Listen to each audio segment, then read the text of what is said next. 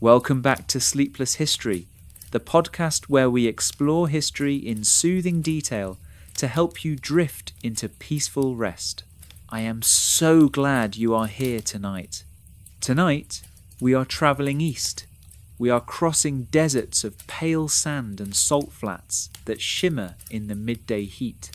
We are climbing the foothills of the Zagros mountains, where wild almond trees grow in the rocky soil and hawks circle in silence above the limestone ridges.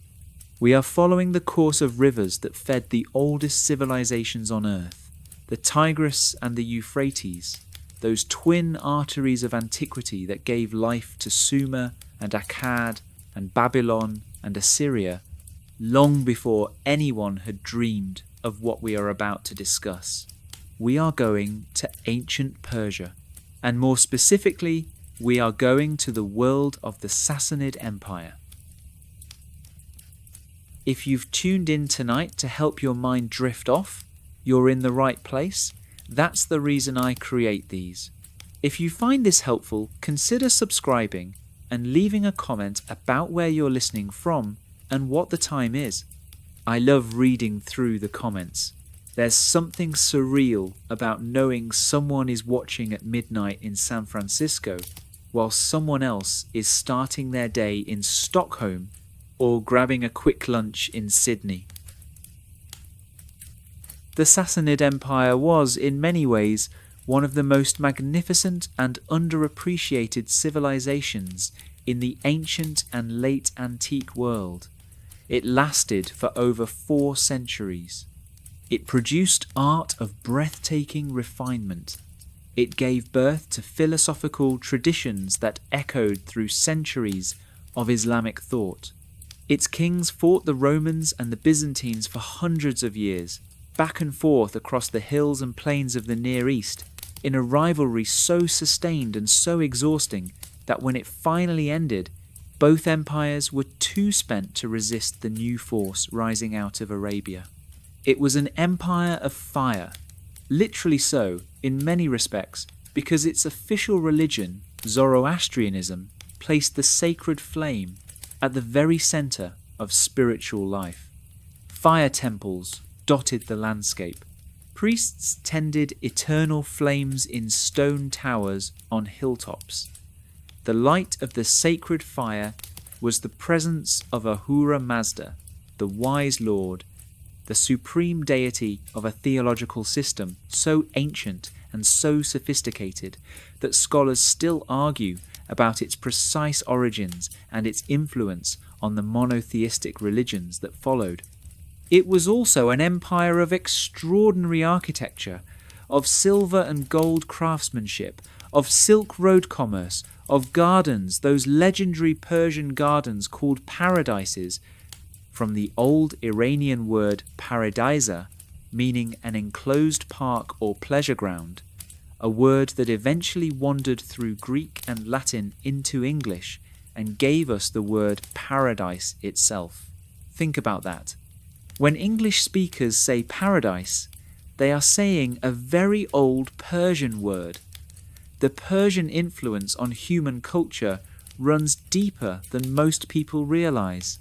Tonight, we will explore all of this. We will begin at the very beginning with the rise of the Sassanid dynasty from relative obscurity in the southwestern Iranian province of Persis. We will meet Ardashir I, the remarkable and ruthless man who dismantled one empire and built another. We will meet his son Shapur I, who did something almost no ruler in history has managed to do. He captured a Roman emperor alive on the battlefield. We will walk through the ancient capital city of Ctesiphon, with its legendary palace and its colossal arch, the Arch of Khosrow, the largest single-span brick vault ever constructed by human hands in the ancient world.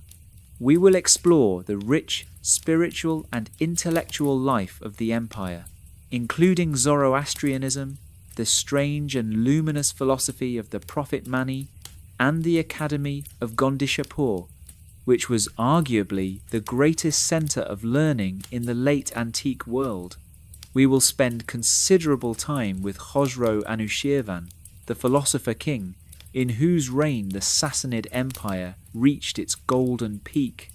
And then we will watch, slowly and with appropriate solemnity, as the empire unravels, weakened by decades of war with Byzantium, undone by internal chaos, and finally swept away by the armies of early Islam in one of the most consequential military campaigns in history. It is a long story, a rich story, a story that deserves to be told slowly with attention and care, which is exactly how we tell stories here at Sleepless History. Chapter 1. The Birth of an Empire. To understand the Sassanids, you have to understand who came before them. And to understand who came before them, you have to go back quite a bit further than you might expect. Persia, the region we are talking about, the ancient cultural and geographical heartland of what is now Iran, had been the centre of great empires before. The first, and arguably the greatest, was the Achaemenid Empire, founded by Cyrus the Great in the 6th century before the Common Era. The Achaemenids were extraordinary. At their height, they controlled territory stretching from the Aegean Sea in the west to the Indus River in the east, from the Caucasus Mountains in the north to the deserts of Egypt in the south. It was the largest empire the world had yet seen. Their capitals Persepolis, Pasargadae, Susa, Ecbatana were among the most splendid cities of antiquity. Persepolis in particular, built by Darius I and expanded by Xerxes, was a place of almost surreal grandeur. Vast columned halls, walls covered in carved reliefs, showing tribute bearers from every corner of the empire, massive stone sculptures of bulls and lions and mythological creatures with wings. Then came Alexander III of Macedon, whom we call Alexander the Great. In 329 before the Common Era, he burned Persepolis, an act that the ancient sources debate endlessly, some calling it an act of deliberate vengeance against the Persians for burning Athens, others calling it a drunken accident at a party, both explanations being somewhat extraordinary in their own way. But the burning of Persepolis was symbolic of a larger transformation. The Achaemenid Empire fell. The Persian world was absorbed into the Hellenistic sphere. Greek became the language of administration and intellectual life. Greek gods were worshipped alongside Persian ones. Greek artistic conventions fused with Persian ones. The result was a hybrid culture, beautiful and strange. After Alexander's death, his generals carved up his empire among themselves. The eastern portion, which included Persia, Mesopotamia, and much of Central Asia, fell to one of his generals, a man named Seleucus, and became the Seleucid Empire. The Seleucids were Greek in language and culture, though they ruled over populations that were overwhelmingly Persian, Babylonian, Parthian, and various other non-Greek peoples. They built new cities in the Greek style, promoted Greek culture, and generally treated their non-Greek subjects with something between benign condescension and outright neglect. The Seleucids did not last. By the mid-2nd century before the Common Era, a new power had risen to challenge them from the northeastern steppes, the Parthians, who are also called the Arsacids after their founding dynasty. The Parthians were originally a nomadic Iranian people from the region northeast of the Caspian Sea, from a territory called Parthia, which is roughly equivalent to the northeastern part of modern Iran. They were extraordinary horsemen and warriors, and under a leader named Arsaces I, they began to carve out their own kingdom in the mid-3rd century before the Common Era. Over the following decades and centuries, the Arsacid Parthians gradually displaced the Seleucids, capturing Mesopotamia and the old Achaemenid heartlands, until by about 140 before the Common Era, they controlled an empire stretching from the Euphrates to eastern Iran. The Parthian Empire, the Arsacid Empire, was the dominant power in the Near East for nearly 5 centuries, from roughly 247 before the Common Era to 224 of the Common Era. 5 centuries. That is an enormous span of time. The Roman Republic rose and fell. The Roman Empire was founded. Julius Caesar was born and murdered and deified. Augustus reigned. Nero fiddled, metaphorically at least. Jerusalem was destroyed. The Colosseum was built, all while the Parthians sat in Ctesiphon and ruled their vast, loosely administered empire. And I say loosely administered advisedly, because the Parthian Empire was somewhat different in character from the more centralized Persian empires that preceded and followed it. The Arsacids ruled through a system that was closer to feudal in its arrangements, relying on powerful regional noble families, the great houses of the Iranian aristocracy, who held enormous territories and raised their own armies and owed allegiance to the king, but who were in practice nearly sovereign in their own domains. It was a system that had both advantages and disadvantages. The advantages were that it was flexible and resilient. There was no single central bureaucracy to topple, and losing one region did not mean losing the empire. The disadvantages were that it was difficult to coordinate, difficult to tax efficiently, and prone to fracturing when a strong king was replaced by a weak one. This, more or less, is the world into which our story begins.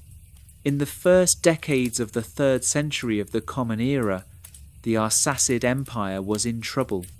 A succession of weak kings, internal rebellions, and costly wars against the Romans, who had been an intermittent and increasingly powerful enemy since the 1st century before the Common Era had left the empire fragmented and exhausted.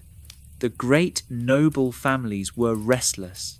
Regional governors were acting with increasing independence. The royal line itself was disputed, with multiple claimants to the throne fighting each other in expensive and destructive civil wars. Into this instability stepped a man from Persis. Persis, the region we now call Fars province in southern Iran, was the ancient homeland of the Persians. This was the land where Cyrus the Great had come from. This was the land where the Achaemenid emperors had been born and buried. The great ruins of Persepolis lay here, still recognizable, still impressive, even in their burned and looted state.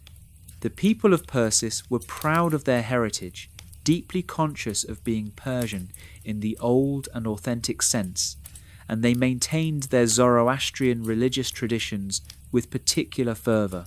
The province of Persis was ruled, under the Parthian system, by local kings' figures who had a kind of semi-royal status, subordinate to the Arsacid Great King, but with significant autonomy in their own territory. In the early 3rd century, this local kingship of Persis was held by a man named Papak. Papak's origins are somewhat obscure and have been the subject of considerable scholarly debate, which I will spare you in the interest of your sleep, but what we know is that he was connected to the priestly class, to the Zoroastrian priests, the Magi, and that he had ambitions that extended beyond Persis. Papak had a son. His name was Ardashir. Ardashir was remarkable.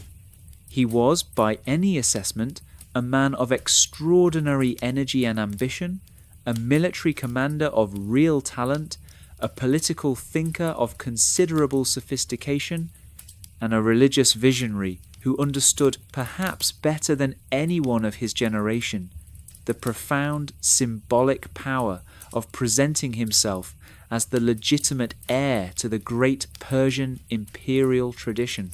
The early years of Ardashir's rise follow a pattern that is familiar from the history of ambitious men in unstable polities everywhere. His father Papak defeated a local rival and expanded his control over Persis around 205 or 206 of the Common Era.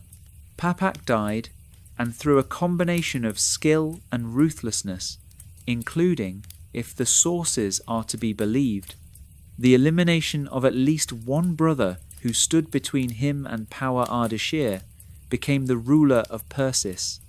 From this base, he began to expand. He was very good at expansion. Between roughly 215 and 224 of the Common Era, Ardashir systematically defeated the neighbouring provinces of the Iranian plateau, extending his control outward from Persis, like a slowly spreading stain on the map. He was patient, but not slow. He was ruthless, but not reckless. He built alliances where they were useful and crushed opposition where it was necessary. He accumulated resources, men, horses, weapons, and political capital with methodical determination. The Arsacid great king, the Parthian emperor, could not ignore this. The last Arsacid king of consequence was Artabanus IV, and he was paying attention to the troublesome ruler of Persis. He sent messages and demands. He summoned Ardashir to account for his behaviour. Ardashir, according to the later Persian tradition, sent back replies that were confident to the point of insolence. The confrontation became inevitable. It came in 224 of the Common Era at a place called Hormizdigan, somewhere in the southwestern Iranian province of Khuzestan. The exact location has never been definitively identified, but the battle itself is not in doubt. Ardashir and Artabanus met in open battle, and Artabanus was killed. The last Arsacid king of the great empire that had lasted for nearly 5 centuries was dead. Ardashir did not waste time. He moved quickly to consolidate control. He captured the Arsacid capitals. He subdued the remaining Arsacid princes and their supporters. He sent armies to bring the various provincial kingdoms and noble houses into line. And somewhere around 224 or 226 of the Common Era, he formally proclaimed himself Shahanshah, King of Kings. The ancient Persian imperial title, last held by the Achaemenid emperors, was revived. The Sassanid Empire had begun. But who were the Sassanids? Where did the name come from? The name comes from an ancestor named Sasan. Sasan was, according to the official Sassanid genealogy, a Zoroastrian priest and the grandfather or great-grandfather of Ardashir. The details are murky, as family histories in the ancient world often are, but the significance is clear. The Sassanids were presenting themselves as a dynasty rooted in the priestly class, in the sacred traditions of Zoroastrianism, in the authentic religious heritage of the Persian people. This was deliberate and brilliant. Ardashir was not just a successful military commander who had overthrown the old regime. He was the representative of a sacred tradition. He was the man who would restore the proper order of things, the true Persian order, the order sanctioned by Ahura Mazda, the wise lord. The ideological program of the Sassanid Empire was, from its very beginning, inseparable from its religious program. Ardashir moved decisively to establish Zoroastrianism as the official state religion.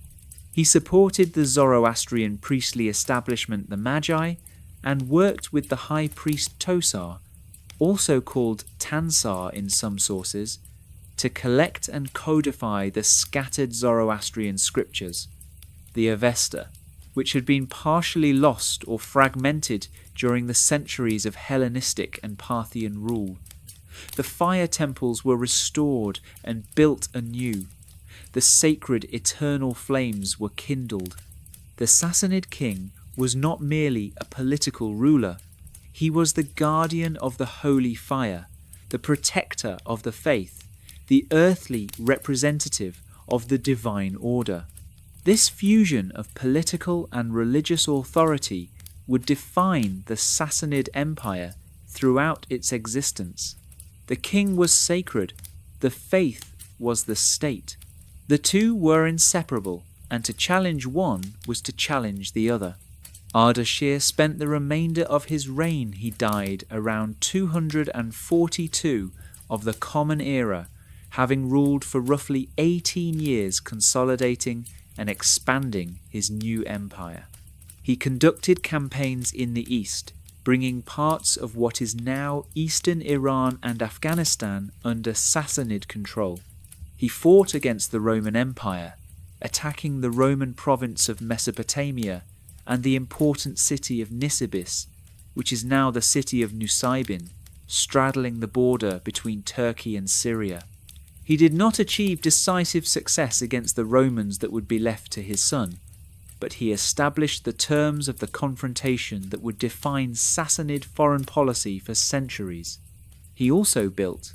He was a builder as well as a conqueror, and the cities and structures he commissioned established the architectural and urban traditions of the new empire. He founded or refounded several cities in his home province of Persis and in Khuzestan. He invested in the great city of Ctesiphon, the Parthian capital on the Tigris River, which he adopted as his own.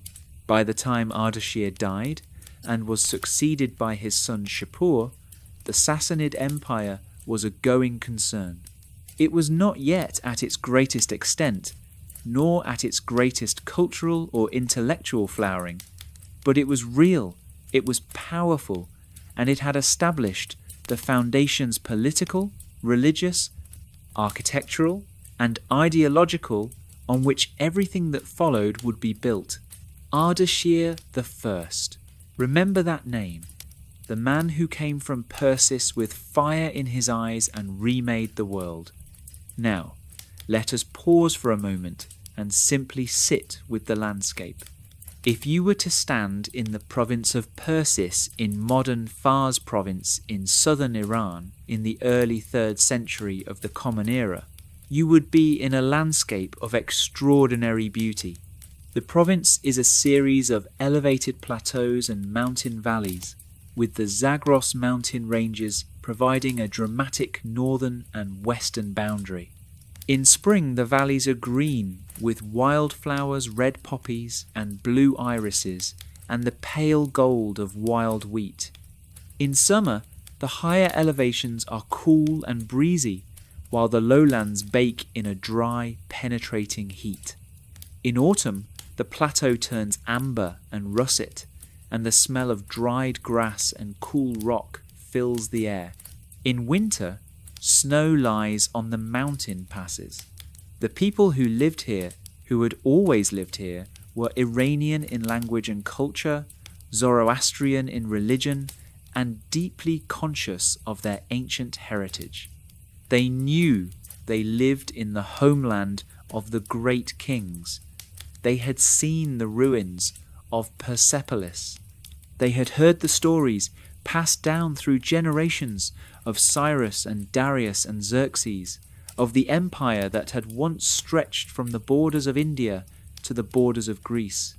Ardashir gave these people something they had not had for nearly 6 centuries, an empire of their own, a Persian empire, an empire that spoke their language, worshipped their gods, and carried their traditions. It is no wonder he was remembered as a hero. Let the mountains settle around you as we continue. Take a breath, there is more to come. Ardashir I had a son, and that son was Shapur. Shapur I is one of the most remarkable figures in ancient history, and I mean that without any exaggeration.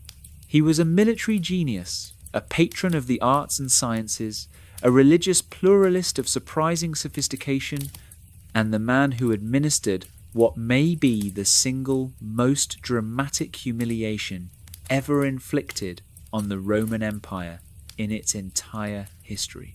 He was also, by all accounts, a man of considerable personal presence. The great rock reliefs that he commissioned, enormous carvings cut into the faces of limestone cliffs in Fars province, carvings that still exist today and can be visited, show him as a powerful, broad-shouldered figure with an elaborate crown and a magnificent beard, riding a great horse while Roman emperors bow and kneel at his feet. These are not subtle images. Shapur I was not a subtle man. But let us start at the beginning of his reign.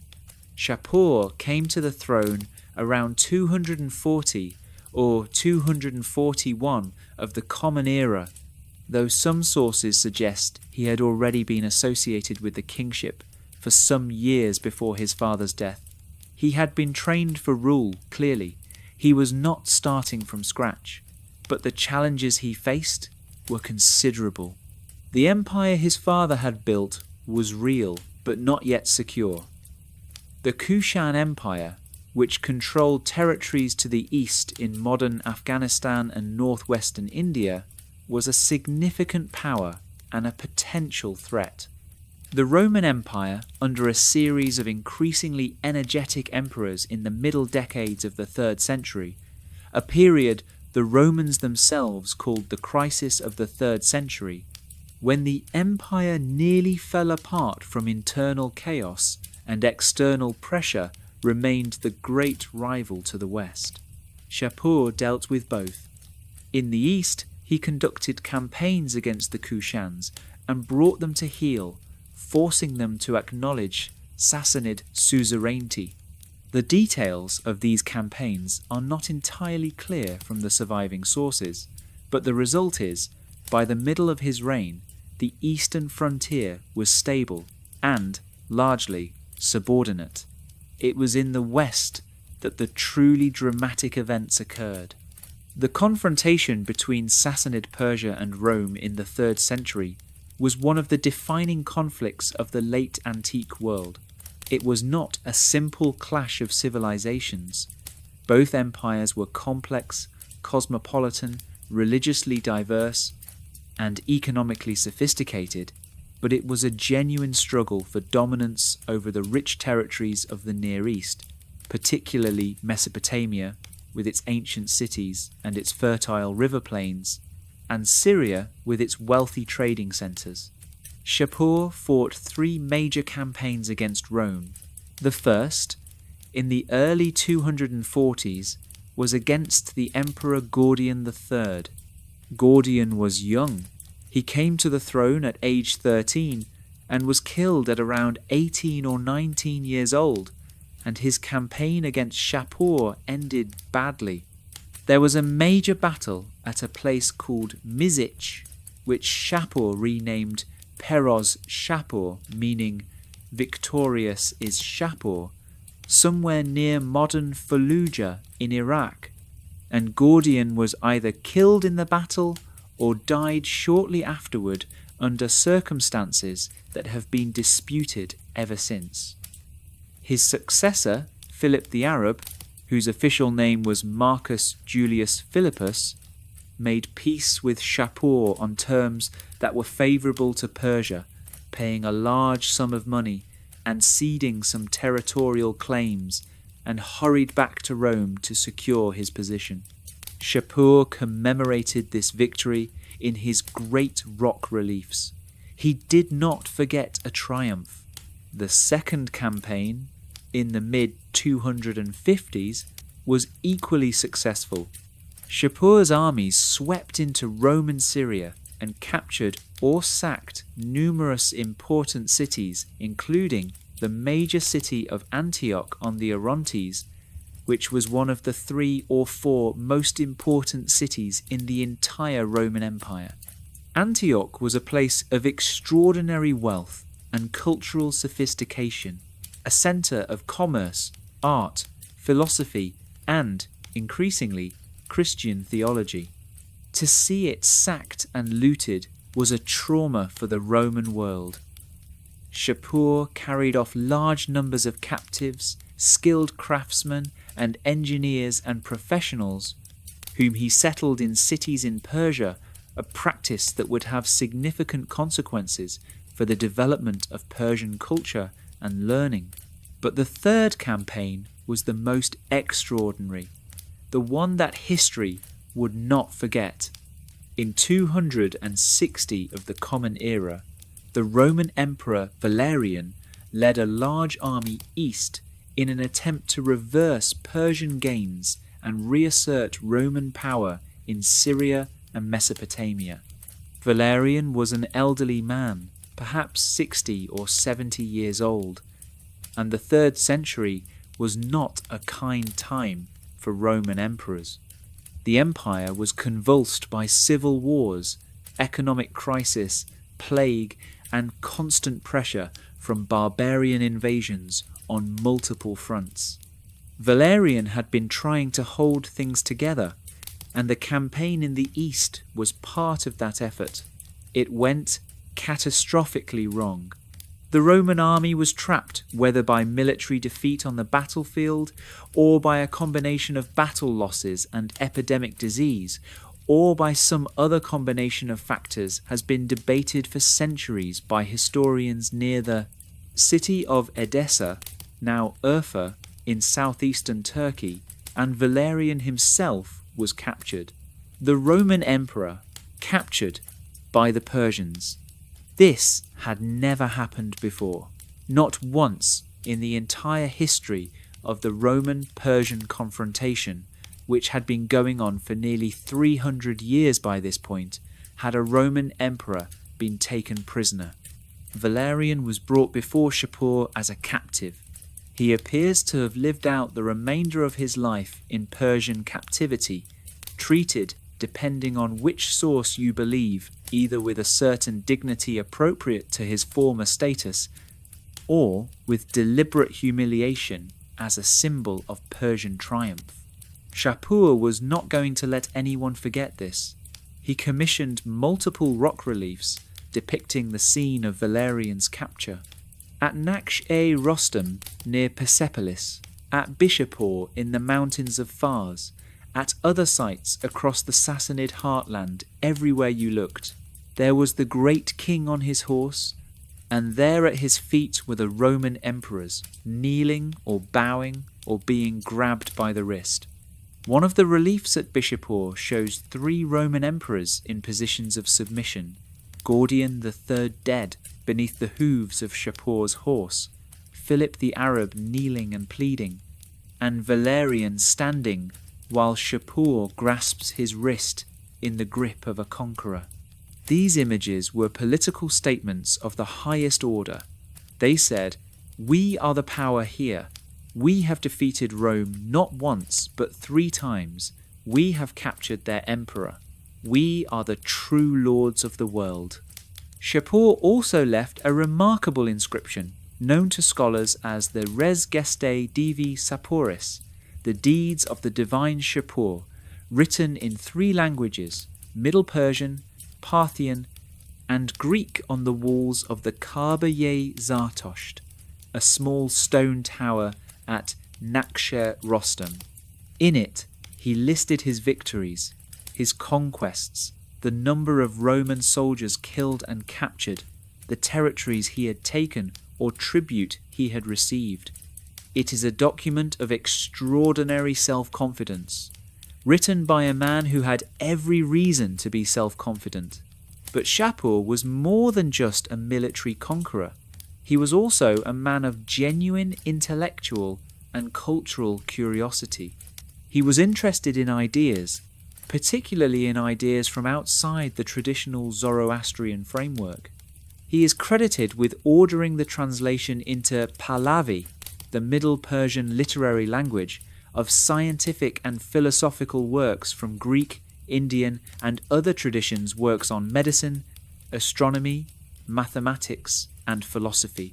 This practice of intellectual gathering, of reaching out to the great knowledge traditions of the known world and bringing them into the Sassanid orbit, was one of the defining cultural gestures of the Sassanid period, and Shapur was among its earliest and most significant practitioners.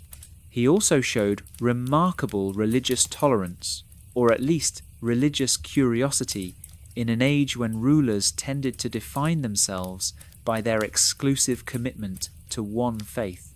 While Zoroastrianism remained the official state religion of his empire, Shapur was personally interested in and tolerant of other religious traditions. He is known to have supported Christians and Manichaeans within his realm, and he had a famously close relationship with the prophet Mani, the founder of Manichaeism, whom he allowed to travel freely throughout the empire and proselytize. We will talk more about Mani later in our chapter on faith and philosophy. For now, simply note that Shapur I was not a simple fanatic. He was a complex man who combined military ferocity with genuine intellectual openness. He also built cities. Like his father, he was a builder as well as a conqueror. The city of Bishapur in Fars province, whose name simply means beautiful city of Shapur, was one of his great construction projects, laid out on a roughly grid plan that shows the influence of Roman town planning, perhaps not surprisingly, given that many of the craftsmen who built it were Roman prisoners of war. Bishapur had fine palaces, mosaic floors in Roman style, fire temples, and all the apparatus of a prosperous Sassanid city. Its ruins can still be visited today. Shapur I died around 272 of the Common Era, having reigned for roughly 30 years. His reign had established the Sassanid Empire as the dominant power in the Near East, the equal and in many respects the superior of Rome. He had won military victories that would not be forgotten for 1,000 years. He had set cultural precedents, the gathering of knowledge, the building of cities, the patronage of learning and religious diversity that would define the best of what the Sassanid Empire could be. He was, in every sense, a great king. After him came a succession of rulers: Hormizd I, Bahram I, Bahram II, Bahram III, Nasser, Hormizd II, Ador-Nasser, Shapur II, and many others over the following century and a half, whose reigns were not without significance. Shapur II in particular, who reigned from 309 to 379 of the Common Era, a reign of an astonishing 70 years, was a formidable ruler who fought successfully against the Romans and consolidated Sassanid power in Mesopotamia. But, for the purposes of our narrative tonight, we will move forward with a certain briskness through these middle decades and centuries, pausing to catch our breath and look at the landscape of the empire as it had developed by the time we reach the great flowering of the 6th century. Chapter 2: The Capital and its Crown. Ctesiphon was one of the great cities of the ancient world, and it deserves more attention than it usually receives in popular history. It sat on the eastern bank of the Tigris River in Mesopotamia, in what is now central Iraq, about 35 kilometers southeast of modern Baghdad. It was not an isolated city. It was, in fact, part of a cluster of cities on both banks of the Tigris. The whole complex, sometimes called by ancient authors the cities, or the twin cities, or by the Arabs who knew it, Al-Madain, meaning the cities in Arabic. On the western bank of the Tigris, across from Ctesiphon, lay the ancient city of Seleucia, founded by Seleucus I after Alexander's conquests as a Greek city in the heart of Mesopotamia. Seleucia had been one of the largest cities in the Hellenistic world, perhaps with 500,000 inhabitants at its height, a place of Greek temples and broad colonnaded streets. By the Sassanid period it was declining, but it still existed and still had a significant population, including a large Jewish community that would become intellectually important in ways we will discuss. Ctesiphon itself had originally been a Parthian royal encampment or suburb, a place the Parthian kings set up on the opposite bank from Seleucia, perhaps because they preferred to be outside the Greek city. Over time it grew into a proper city, and under the Sassanids it became the imperial capital in the fullest sense, the seat of the great king, the centre of administration, the showcase of Sassanid power and culture. It is difficult at this distance to fully reconstruct what Ctesiphon looked like. The site is largely unexcavated for understandable reasons, since it lies in a region that has been difficult to access for archaeological fieldwork for several decades.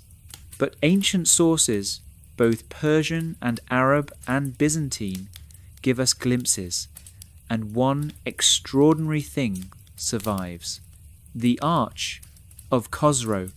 It is known in Arabic as Tak Kasra, which means the arch or the vault of Khosrow, and it is by any measure one of the most remarkable surviving structures from the ancient world. The Arch of Khosrow is the main audience hall, the Iwan of the great Sassanid palace at Ctesiphon. An Iwan is an architectural form of ancient Iranian origin, a rectangular hall with 3 walls and a vaulted ceiling, open on one end with a large arched facade. The Iwan at Ctesiphon is built on a scale that takes the breath away even in its current partially collapsed state. The arch itself, the great opening of the Iwan, is approximately 26 meters wide and 37 meters high. The vault, the barrel vaulted ceiling that spans this opening, is constructed of baked brick, laid in a parabolic curve, and it extends back into the hall for approximately 48 meters. The walls on either side of the arch are nearly 10 meters thick at the base. The entire structure was, in its original form, faced with decorative stonework and elaborate carved or moulded stucco panels, with geometric and floral patterns, with niched recesses, with multiple tiers of blind arcading that broke the surface of the facade into a grid of shadow and light. There are descriptions of the interior being covered with mosaics and carpets and hangings of extraordinary richness. The most famous of these was the legendary carpet known as the Spring of Khosrow or the Baharistan carpet.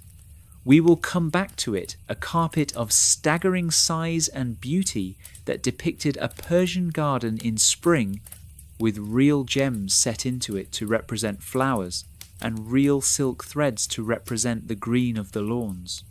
The arch faces west, toward the setting sun and toward the conquered territories of the Roman world. To approach it from the river would have been to see it rise against the sky like a promise and a threat, this enormous curved opening that seemed to contain within it all the authority and ambition of the Persian world. The palace complex of which the arch was the centerpiece was called the White Palace, or in Middle Persian, Kake-Sefid. It was the formal throne room and ceremonial center of the Sassanid Kings.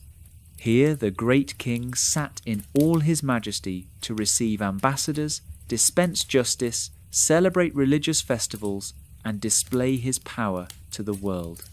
The throne itself, described with evident awe by later Arab writers who saw it in the immediate aftermath of the Arab conquest, was elevated on a high platform, surrounded by curtains of silk embroidered with gold, with the king's crown suspended on a chain from the ceiling above the throne rather than resting on his head, because the crown was, apparently, too heavy to be actually worn for any length of time.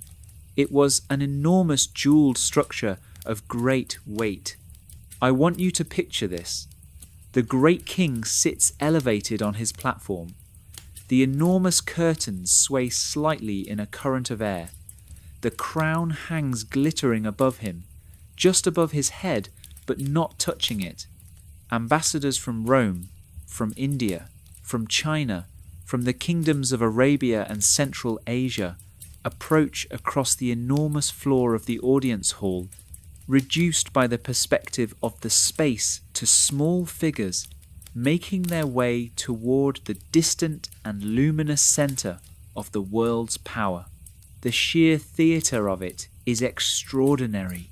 The Sassanids understood the politics of spectacle. They understood that the performance of power was itself a form of power, that making visitors feel small and overawed was a way of communicating dominance before a single word was spoken. Now, the question of exactly when the arch was built and by which Khosrow has been debated. The attribution Arch of Khosrow suggests Khosrow the First, known as Anushirvan, the Immortal Soul, who reigned from 531 to 579 of the Common Era, and who was indeed the great builder and patron of the empire's golden age. But some scholars argue that earlier phases of construction may date to Shapur I or other earlier Sassanid monarchs, with the structure being expanded and embellished over the centuries.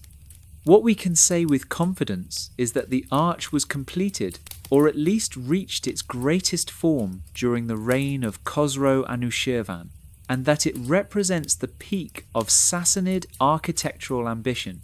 The Arch of Khosrow is the largest single-span brick vault in the ancient world. Let me say that again, because it deserves to be said clearly.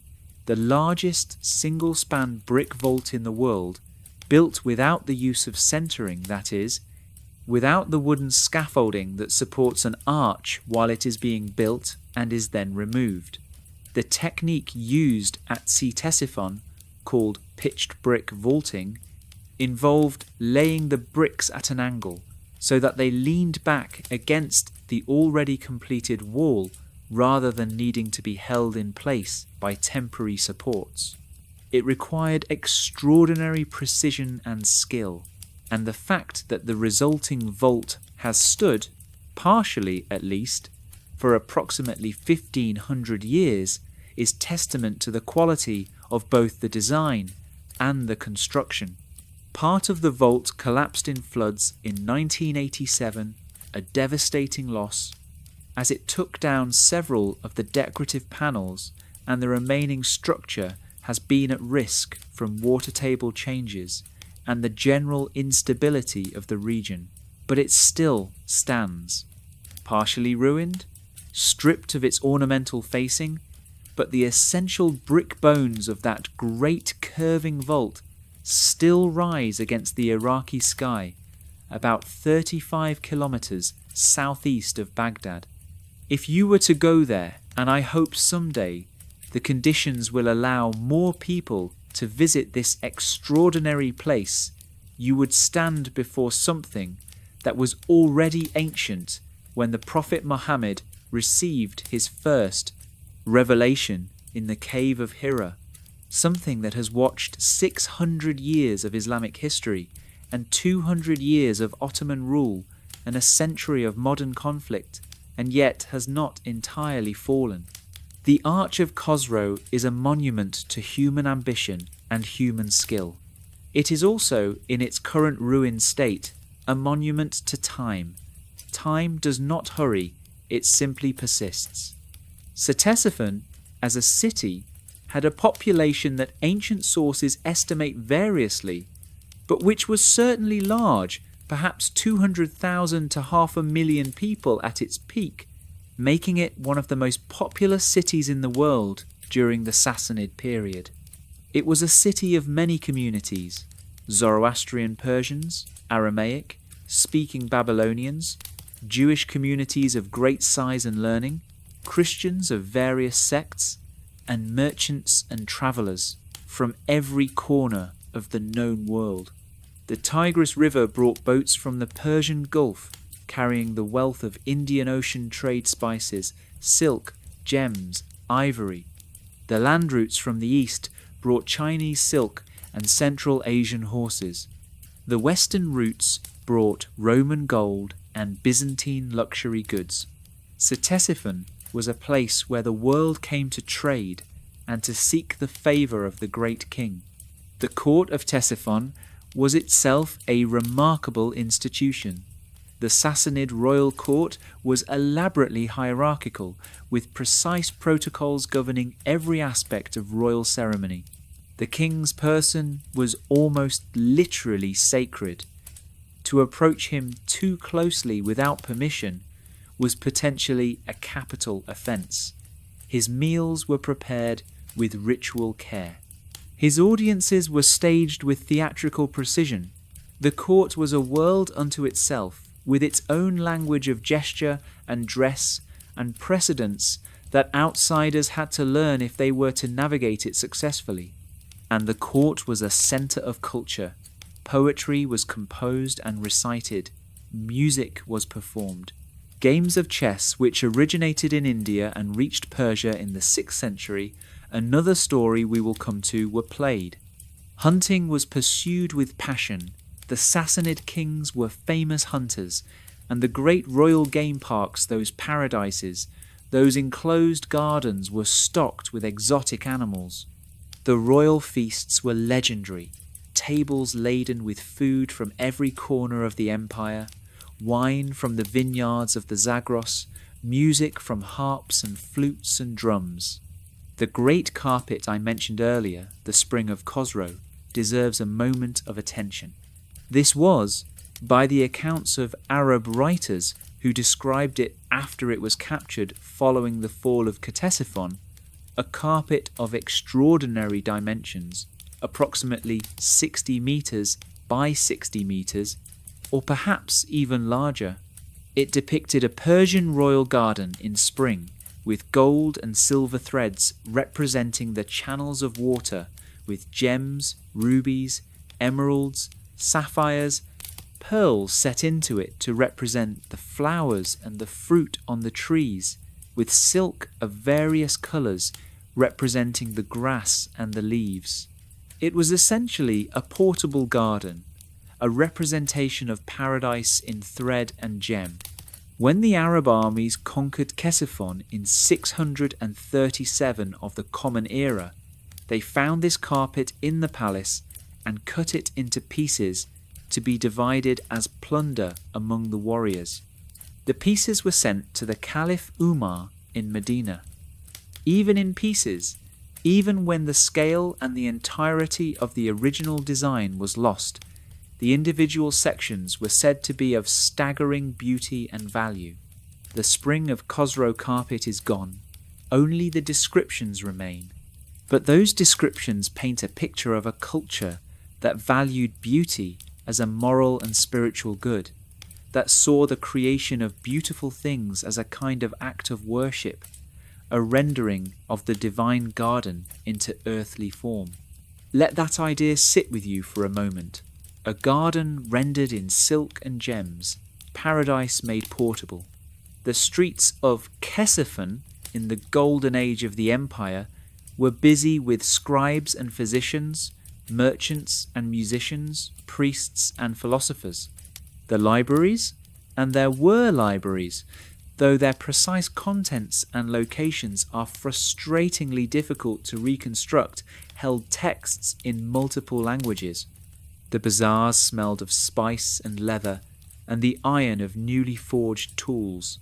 The fire temples sent their smoke skyward. The bells of Christian churches rang for the hours of prayer. The murmur of Jewish study from the great academies of Mesopotamia, which we will discuss in our chapter on learning, drifted through the evening air. It was a city of layers, of voices, of traditions. It was a city that the medieval Arab world, once it had absorbed Persia into the Islamic Caliphate, would look back on with a mixture of wonder and appropriation, borrowing its administrative traditions, its courtly culture, its literary forms, its architectural precedents, and building on them the brilliant culture of the Abbasid Caliphate, whose capital of Baghdad was built just 35 kilometers north of the ruins of Ctesiphon. Chapter 3. Faith, Fire and Philosophy, Zoroastrianism, Mani, and the Academy of Gondishapur. The Sassanid Empire was, in many ways, a civilization defined by its engagement with ideas, and nowhere is this more apparent than in the rich, complicated, sometimes violent world of its religious and intellectual life. Let us begin with the foundation, Zoroastrianism. Zoroastrianism is among the oldest monotheistic religions in the world, or at least among the oldest dualistic monotheistic religions, if you want to be theologically precise, which I think we should try to be. Its founder, the prophet Zarathustra, known in Greek as Zoroaster, which is the name that came into European usage, is one of the most ancient religious teachers in recorded history. When Zarathustra lived is genuinely uncertain. Estimates range from around 1800 before the Common Era to as late as 600 before the Common Era, and scholars have argued for positions across this entire range. What we know is that by the time of the Achaemenid Empire, Zoroastrian ideas were already established in the Iranian world, and by the time of the Sassanids, they had been the dominant spiritual tradition of the Persian-speaking world for centuries.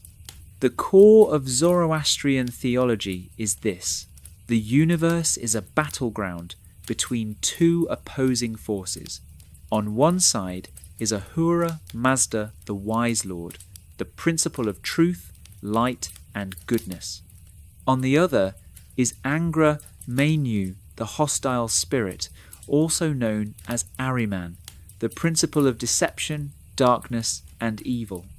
Human beings are participants in this cosmic struggle. By choosing truth over deception, by following the principles of good thought, good word, and good deed, the three foundational ethical imperatives of Zoroastrianism, human beings contribute to the ultimate triumph of Ahura Mazda over Angra Mainyu. History is not static. It is moving toward an end, a final transformation called the Frashokareti, when Ahura Mazda will be victorious, evil will be destroyed, the dead will be resurrected, and the world will be renewed and perfected. This eschatological vision, the idea of history as a purposeful movement toward a final judgment and renewal, has been enormously influential on subsequent religious thought, and many scholars believe that Zoroastrian ideas about the end of time, the resurrection of the dead, final judgment, heaven and hell, and the role of a messianic savior figure influenced Judaism, particularly during and after the Babylonian exile, when Jews came into extensive contact with Persian civilization, and through Judaism influenced Christianity and Islam. The sacred text of Zoroastrianism is the Avesta, a collection of hymns, prayers, liturgical texts, and theological writings. The oldest part of the Avesta is the Gathas, 17 hymns composed in an archaic Iranian language that may actually be the compositions of Zarathustra himself. The Gathas are remarkable literary and theological documents.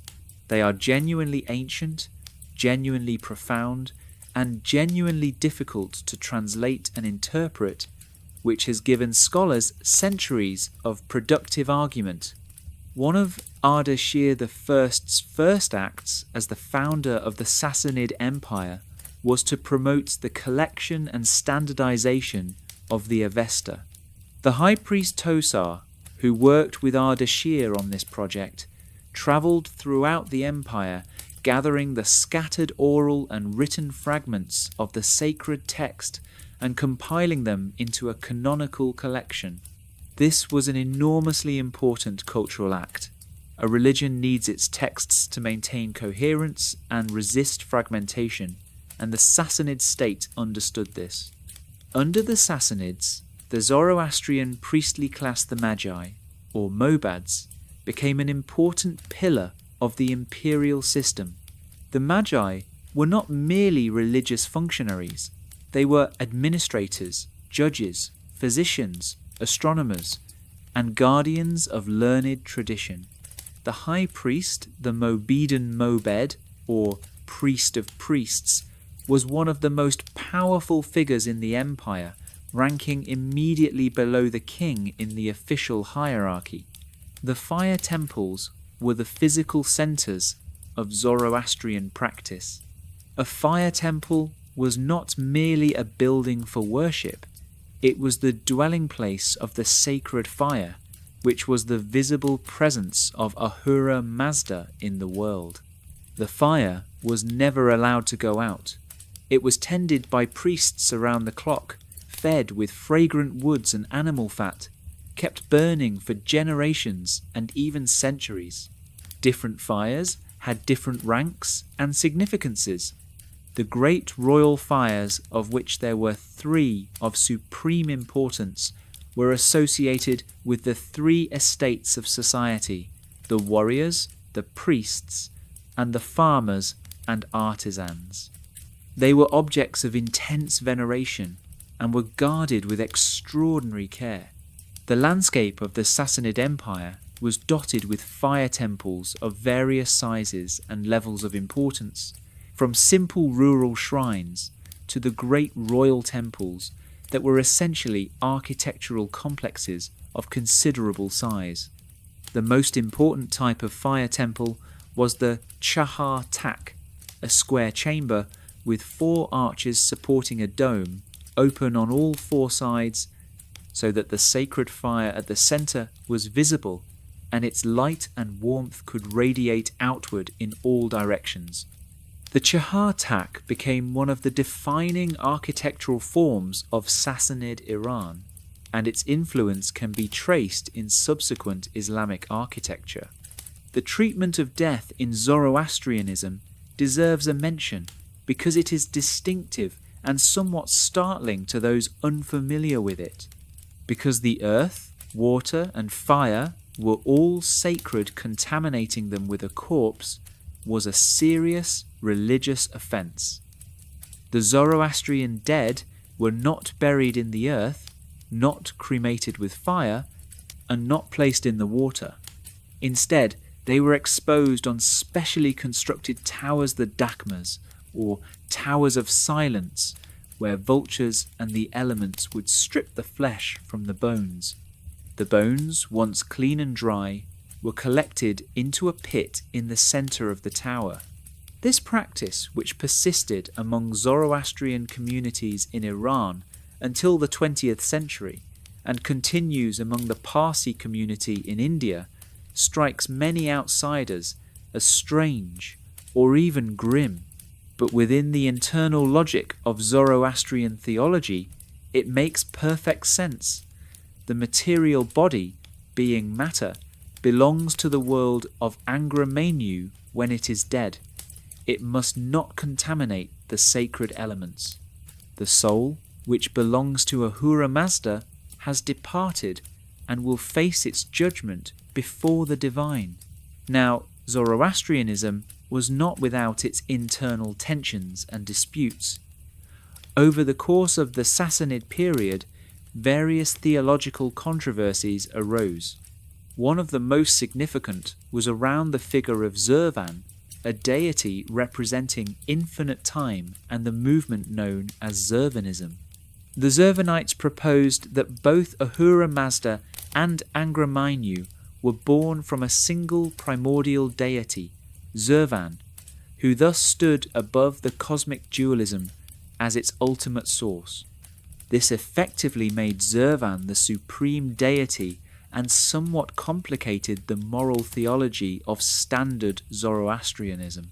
Zurvanism appears to have had significant influence in the royal court during certain periods of the Sassanid Empire, though its precise theological boundaries and its relationship to Orthodox Zoroastrianism are matters of ongoing scholarly debate. What is clear is that the Sassanid period was one of intense religious activity and theological creativity within the Zoroastrian tradition. The Magi were not merely conservatives preserving an ancient tradition. They were active thinkers engaging with new challenges and questions.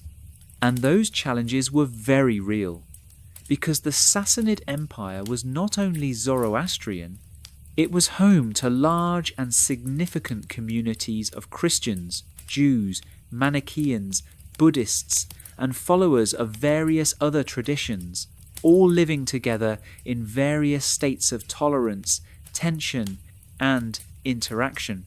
The Christian community in the Sassanid Empire was large and important, particularly in Mesopotamia.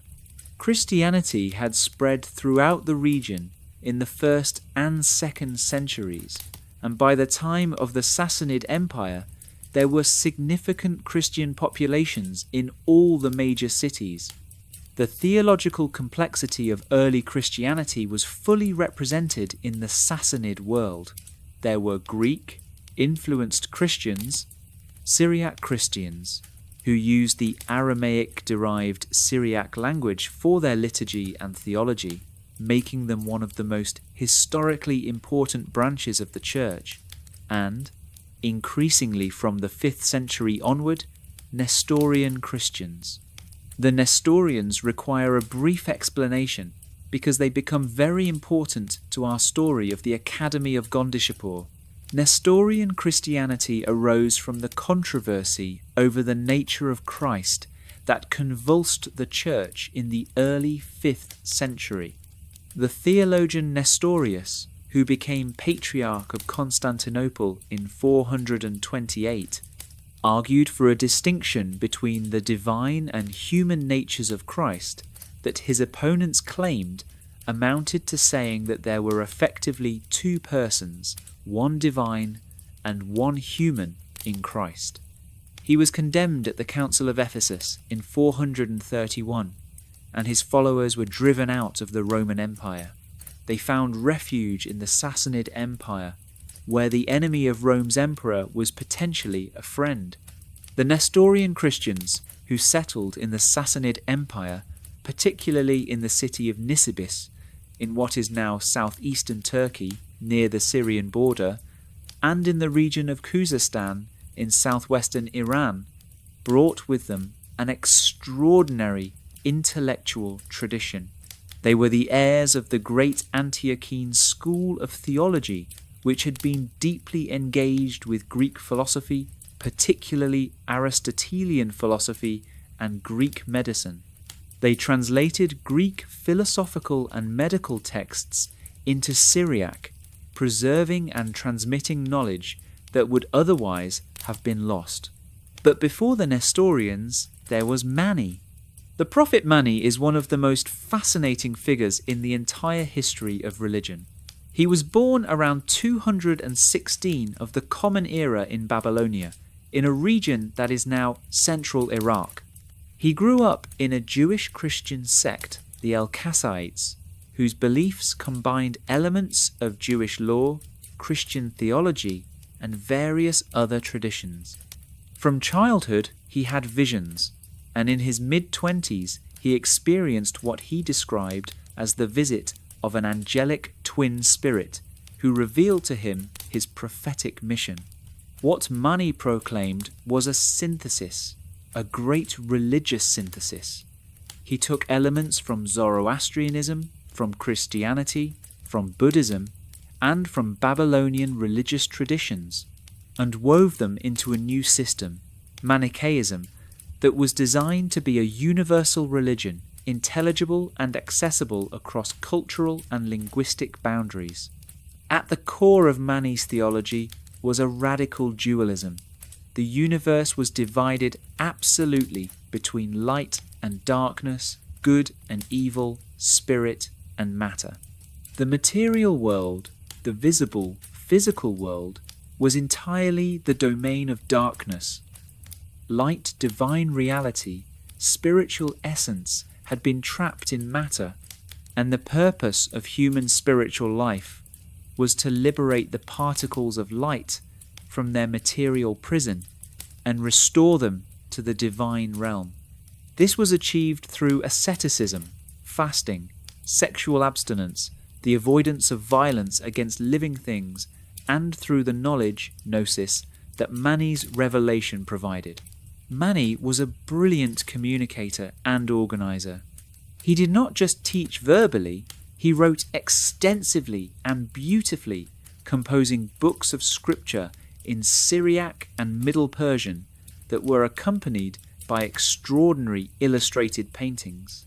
Manichaean art was renowned in the ancient and medieval world for its beauty. Mani himself was known as the Apostle of Light, partly because of the luminous quality of his visual art. He organized his followers into a strict two-tier structure: the elect, who followed the full ascetic demands of the faith, and the hearers, ordinary believers who supported the elect and accumulated spiritual merits thereby. He was also, as we noted, personally favoured by Shapur I. Shapur allowed Mani access to the court and gave him permission to travel freely throughout the empire, evangelizing. Mani travelled widely to the eastern provinces of the Sassanid Empire, possibly as far as the Kushan territories in what is now Afghanistan and Pakistan. Manichaeism spread rapidly, both within the empire and beyond, but the good fortune did not last. After Shapur's death, the Zoroastrian high priest Kartir, also spelled Kurdir, a formidable and aggressive figure who worked to consolidate Zoroastrian orthodoxy and suppress other religions, gained enormous influence at court. Under Bahram I, Mani was arrested, tried, and executed probably around 274 or 276 of the Common Era. The exact manner of his death is disputed.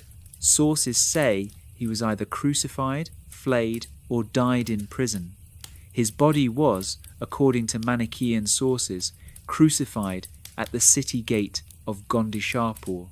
And with that, we have arrived at Gondishapur. Gondishapur, also known as Gondishapur or Jundishapur in Arabic, is one of the most extraordinary places in the intellectual history of the ancient world, and it receives far less attention than it deserves. The city itself was founded by Shapur I, probably around 270 of the Common Era, in the province of Khuzestan in southwestern Iran, the ancient region of Elam, a land of rivers and marshes and fertile plains lying between the Zagros mountains and the lowlands of Mesopotamia. Shapur established the city partly as a residence for Roman prisoners of war craftsmen, engineers, and other specialists captured during his military campaigns in Syria and Mesopotamia. The city was designed on a modified Roman grid plan, and its early inhabitants included a significant number of Roman and Syriac Christian professionals. Over the following 2 centuries, Gondishapur grew into something remarkable, a centre of learning of the first order. The combination of its mixed population, Persian, Babylonian, Syriac Christian, Jewish, and later Nestorian Christian, and the intellectual traditions those communities brought with them created a unique environment of cross-cultural scholarship. The Academy of Gondishapur, sometimes called the Academy of Jundishapur, became particularly important from the 5th century onward.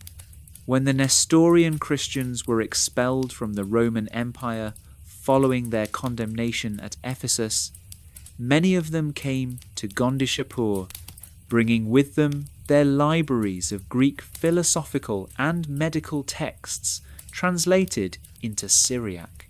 A little later, in 529, the Byzantine Emperor Justinian I closed the famous Platonic Academy in Athens, which had been a centre of Greek philosophical teaching since the time of Plato himself. 7 of the Neoplatonist philosophers from Athens, finding themselves suddenly without institutional support, packed their manuscripts and travelled east to the court of Khosrow Anushirvan, who welcomed them with genuine enthusiasm. After a few years they returned to the Byzantine Empire. Khosrow had negotiated a peace treaty that included a provision allowing them to teach their philosophy in peace, but they had spent time in the intellectual environment of the Sassanid world and contributed to the exchange of ideas. The Academy of Gondishapur was primarily, though not exclusively, a medical school.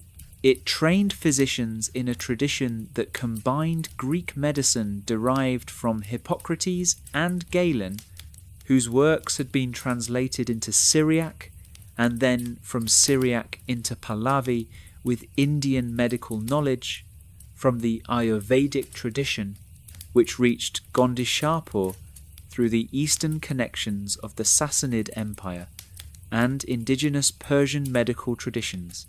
The result was a synthesis of the best medical knowledge of the ancient world, drawn from Greek, Indian, and Persian sources. The physicians of Gondishapur were renowned throughout the known world. Sassanid kings had personal physicians who were graduates of the academy, and so did later Arab caliphs. When the Abbasid Caliph al-Mansur fell ill in the 8th century of the Common Era, it was a physician from Gondishapur, Jurjis ibn Bakhtiashu, a Nestorian Christian, who was summoned to Baghdad to treat him. The Bakhtiashu family of physicians from Gondishapur served the Abbasid caliphs for several generations, and their work was central to the great translation movement of the early Abbasid period, when Greek scientific and philosophical texts were systematically translated into Arabic. The academy also worked in astronomy and mathematics.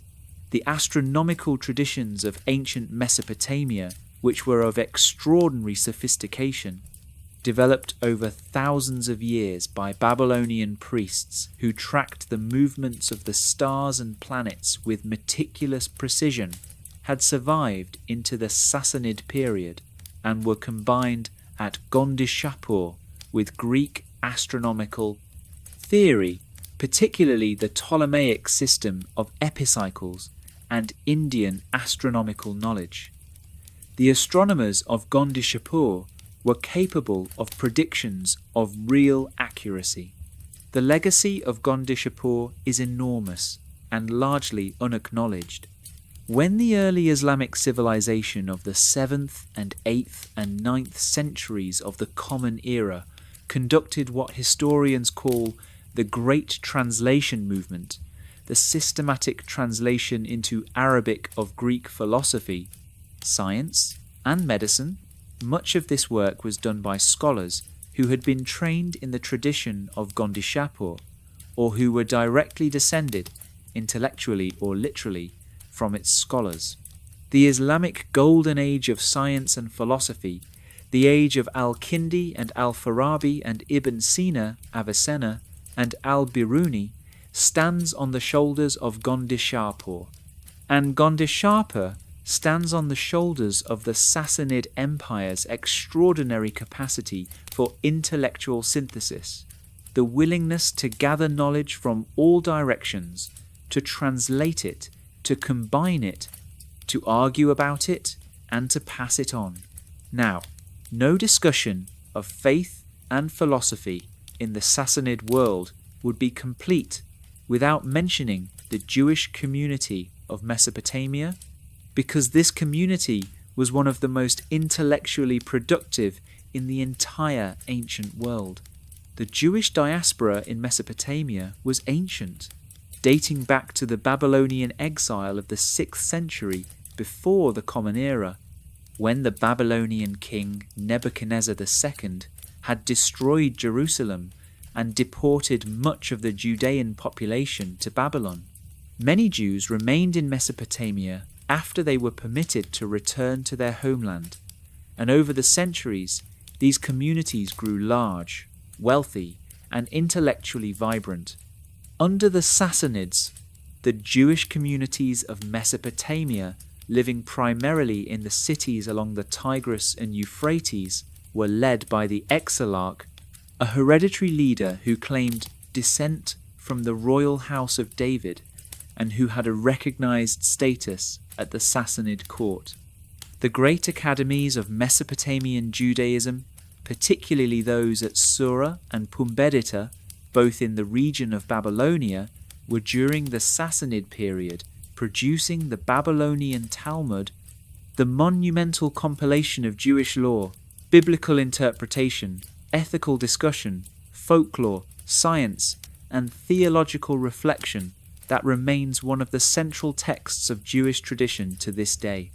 The Babylonian Talmud was compiled and edited primarily between approximately 200 and 250 and 500 of the Common Era during the Sassanid period in Sassanid Mesopotamia.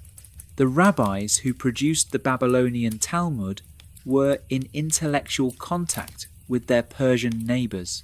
The Talmud contains discussions of Zoroastrian practice, references to Persian law and custom, and loanwords from Middle Persian. Some scholars have argued that certain theological developments in the Talmudic period were shaped by the encounter with Zoroastrian ideas, particularly around angels, demons, and eschatology. All of this Zoroastrianism, Manichaeism, Nestorian Christianity, Babylonian Judaism, Indian philosophy, Greek science swirled together in the intellectual atmosphere of the Sassanid Empire, particularly in the great cities of Mesopotamia and Khuzestan. The result was a civilization of extraordinary complexity and creativity, one that would serve as the intellectual bridge between the ancient world and the Islamic world that followed. We are moving now toward the Golden Age, the age of the philosopher king, the age of Khosrow Anushirvan. Chapter 4: The Golden Age, Khosrow Anushirvan, and the Glory of Sassanid Civilization. If you were to ask a medieval Persian scholar, working perhaps in the 9th or 10th century of the Common Era, writing in Arabic or New Persian, which ruler of the ancient world they most admired, there is a good chance they would name Khosrow Anushirvan. Anushirvan, the Immortal Soul. The name itself tells you something about how he was remembered, not merely as a powerful king or a successful general, but as a figure whose moral and spiritual qualities were so extraordinary that they seemed to transcend ordinary human mortality. Khosrow I, who took the throne in 531 of the Common Era and ruled until his death in 579, reigned over what is generally considered the golden age of the Sassanid Empire. His reign lasted nearly half a century, 48 years, and during that time the empire expanded, prospered, produced art and literature of enduring quality, reformed its administration, engaged in one of the most ambitious programs of intellectual gathering in the ancient world, and fought successfully against both its eastern and western enemies. But who was he, and how did he come to the throne? Khosrow was the son of Kavad I, a ruler whose reign had been eventful to say the least.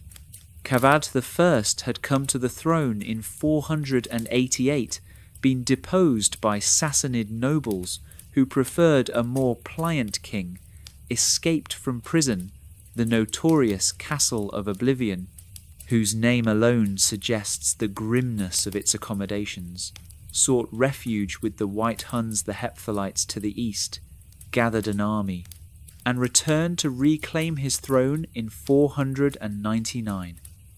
Having reclaimed it, he had then become interested in, and to some degree supported, a religious and social movement called Mazdakism. Mazdak was a Zoroastrian priest or teacher who, in the late 5th and early 6th century, preached a doctrine of radical social equality. Drawing on older Zoroastrian dualistic themes, Mazdak argued that the poverty and suffering of the world were products of the forces of darkness, and that Ahura Mazda's will was for all human beings to share equally in the world's resources.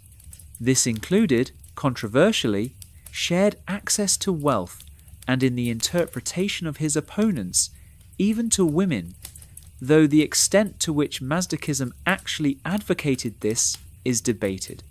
Mazdakism attracted enormous popular support among the poor and lower classes of the empire, who had very good reasons to be interested in a theology that promised them a share of the wealth currently concentrated in the hands of the nobility and the priestly class. It also, unsurprisingly, terrified the Zoroastrian establishment, the nobility, and eventually the king himself, who came to see it as a threat to social order. The young Khosrow, then still a prince, was apparently deeply opposed to Mazdakism. Around 528 or 529, while his father was still alive, but aging Khosrow arranged what can only be described as a purge. Mazdak and a large number of his followers were summoned to a confrontation that turned into a massacre. Mazdak was killed. The movement was suppressed with considerable violence. When Kavad died in 531, Khosrow succeeded him, having manoeuvred his brothers out of the succession and established himself as the dominant figure at court. He then set about reforming the empire. The reforms of Khosrow Anushirvan are famous and well documented in the later Persian tradition, though, as always with ancient sources, we must be cautious about idealization. But the core of what he did is clear. He reorganized the administrative structure of the empire. He reformed the taxation system, and he restructured the military. The tax reform was particularly significant. Previous Sassanid tax systems had been somewhat irregular and inconsistent, relying partly on assessments of agricultural productivity that varied year to year. Khosrow introduced a more systematic approach. A land survey was conducted across much of the empire. Agricultural land was assessed for its productive capacity, and a fixed annual tax was levied accordingly. This made revenues more predictable and collection more efficient. It also, incidentally, required a large and literate bureaucracy to administer, which had the side effect of promoting literacy and administrative skill. The military reform created a new class of heavily armoured cavalry, the Deh Kwans, a word that came to mean the minor landed nobility of Iran. The Daichquans were the backbone of the Sassanid military, professional soldiers who owed their status and their land to military service and who were personally equipped with armour, horses and weapons. They were something like the knights of medieval Europe in their social role, though the comparison should not be pushed too far. The administrative reorganization divided the empire into 4 great regions, north, south, east and west each, under a high official with considerable authority. This reduced the power of the individual noble families and strengthened central control. These reforms had effects beyond the purely administrative. By creating a more efficient state and a more stable social order, they provided the foundation for the cultural and intellectual flowering that defines the Golden Age. Khosrow was personally interested in philosophy and learning. This was not merely a conventional royal patronage of arts and letters. There are genuine accounts of his personal participation in philosophical discussions and his engagement with the ideas of his time. One of the most famous episodes in the intellectual history of his reign involves the philosophers from Athens. In 529, the same year that the Emperor Justinian closed the Platonic Academy in Athens' 7 Neoplatonist philosophers, including a man named Damasius, who was the last head of the academy, travelled east to the court of Khosrow. They had heard, apparently, that the Persian king was a man of genuine philosophical learning who would welcome them. The reputation was not wrong. Khosrow received them with enthusiasm. The philosophers spent several years at the Sassanid court. They engaged in discussions with Persian scholars and with the Magi.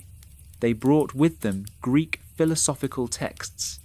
Khosrow negotiated their safe return to the Byzantine Empire, part of the peace treaty he concluded with the Emperor Justinian in 532 and then again in 562 included a specific provision protecting the rights of these philosophers to continue their work in peace. This episode is remarkable on multiple levels. First, it shows Khosrow's genuine intellectual engagement. He was not just performing interest in philosophy for diplomatic effect. Second, it shows the extent to which the Sassanid court had become a genuine intellectual centre, capable of hosting and engaging productively with the best Greek philosophical minds of the day. Third, it demonstrates the diplomatic sophistication of Khosrow's court. Using the philosophers as a bargaining chip in treaty negotiations, their safe return as a condition of peace was a clever piece of political theatre. Under Khosrow, the translation movement that had been developing since the time of Shapur I reached its most ambitious phase.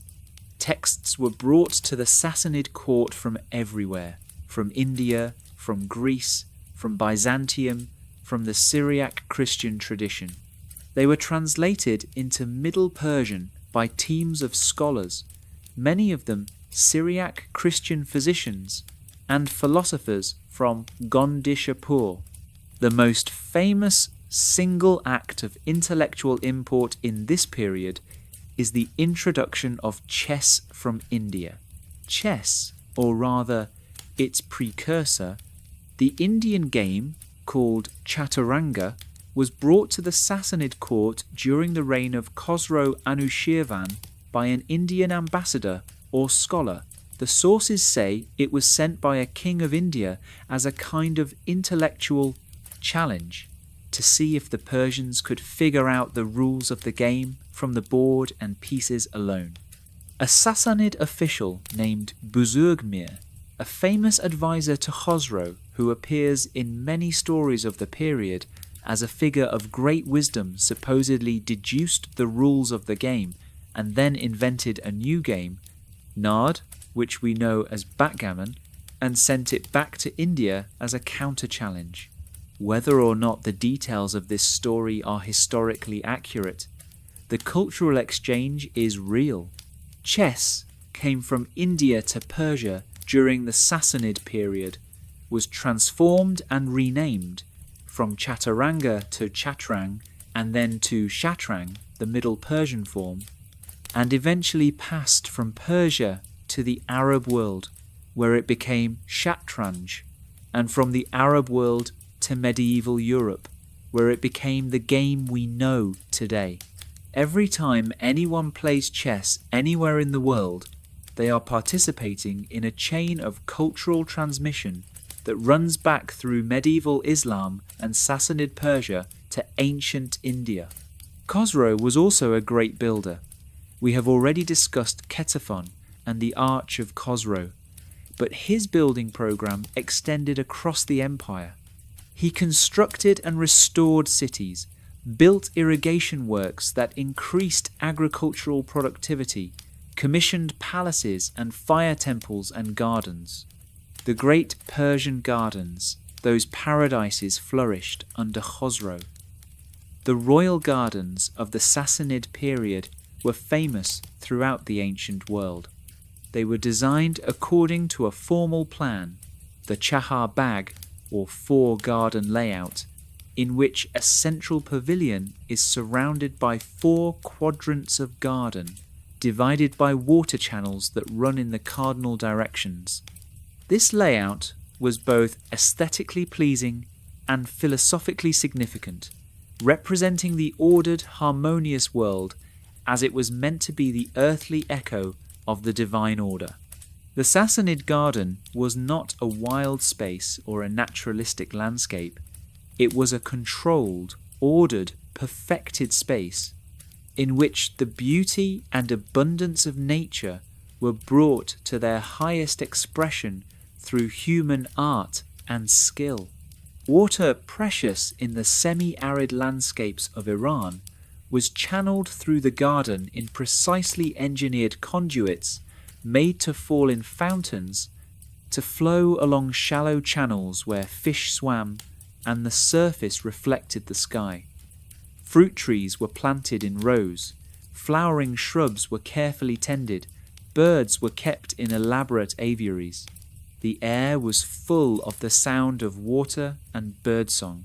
This is paradise. This is where the English word comes from. And when medieval Europeans imagined the Garden of Eden, they were, without knowing it, imagining the Persian garden filtered through 1,000 years of religious and literary transmission. Khosrow Anushirvan's foreign policy was active and, for the most part, successful. In the east, he fought against and eventually defeated the Hephthalites, the White Huns, in alliance with the Gokturks, a powerful Turkic confederation. The Hephthalites had been a major power in Central Asia since the 5th century and had long been a thorn in the side of both the Sassanid Empire and the Gupta Empire in India. Their defeat and dissolution around 560 or 565 of the Common Era removed a major threat from the northeast and extended Sassanid influence deep into Central Asia. In the west, his relationship with the Byzantine Empire was the central diplomatic and military preoccupation of his reign. The two empires had been locked in periodic conflict for centuries, and under Khosrow the confrontation was conducted with considerable sophistication on both sides. The peace treaty of 532, known as the Endless Peace, a name that was not exactly prophetic, gave Khosrow substantial financial concessions from the Byzantines in exchange for peace. The peace lasted until 540, when Khosrow launched an invasion of Syria, possibly prompted by Byzantine interference in matters Khosrow considered his business. He sacked the great city of Antioch for the second time, the first having been by his ancestor Shapur I and carried off its population to a new city he built near Ctesiphon, which he called Where Antioch Khosrow, meaning better than Antioch is Khosrow's city. He was not, as I mentioned, a man of modesty. The wars with Byzantium continued intermittently through the remainder of his reign, with neither side achieving decisive victory. The frontier shifted back and forth across the territories of modern Iraq, Syria, southeastern Turkey, and the Caucasus. The human cost was enormous. Populations were displaced, cities were burned, agricultural land was devastated, but neither empire was destroyed, and both continued to function and to prosecute their rivalry with stubborn determination. Khosrow's final years were troubled. His son and heir, Hormizd IV, was difficult, and their relationship was tense. And the old king, who had dominated the Sassanid world for nearly half a century, was aging and tired. He died in 579, at an age that must have been over 60, possibly over 70. He had reigned for 48 years. The Persian tradition remembered him as the ideal king, wise, just, powerful, learned.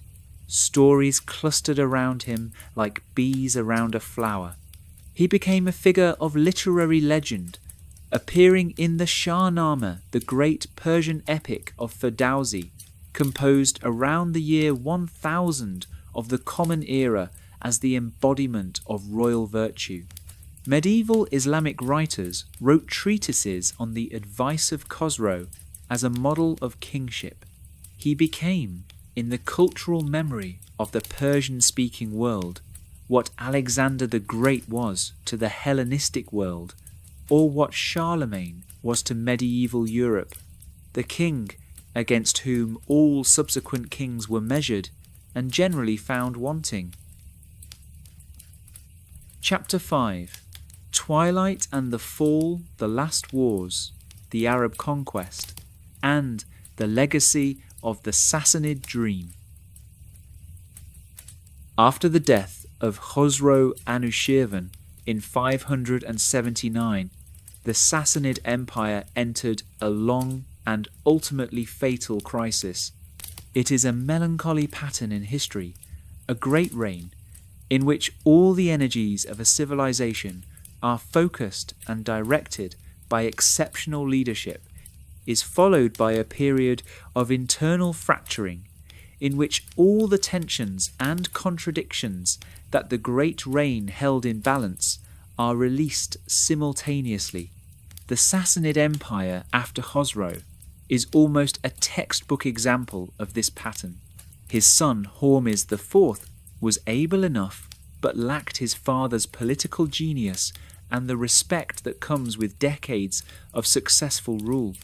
He reigned from 579 to 590, and his 11 years were marked by conflict with the Zoroastrian clergy, the nobility, and eventually his own generals.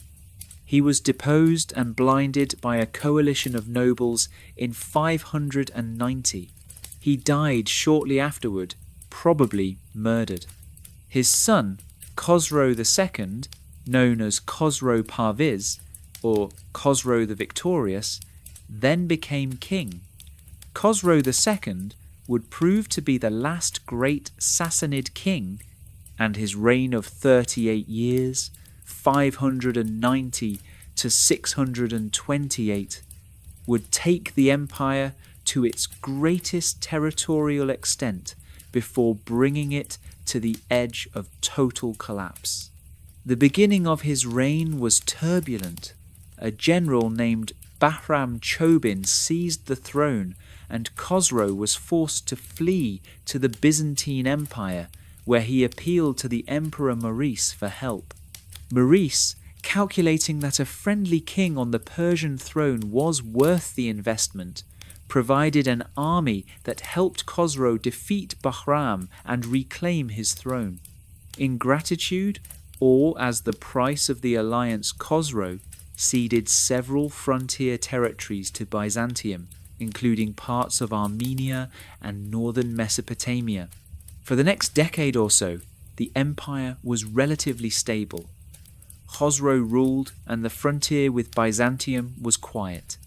Then, in 602, the Emperor Maurice was murdered by a military mutiny led by a soldier named Phocas.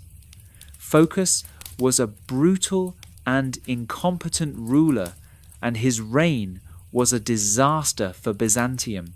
More relevantly for our story, Khosrow declared that Maurice had been his patron and ally, that Phocas was a murderer and usurper, and that he was going to war to avenge Maurice's death. This was, at least in part, a pretext. Khosrow had long desired to reverse the territorial concessions his father had made and to expand Sassanid power at Byzantine expense. But the pretext was useful and the moment was propitious. Byzantium was in chaos, its emperor widely hated, its military overstretched. What followed was the most dramatic and destructive war in the long history of Roman-Persian conflict. Sassanid armies swept out of Mesopotamia into Syria. They captured Antioch for the third time in the city's history under Persian attack. They overran the Byzantine provinces of Syria, Palestina, and Egypt.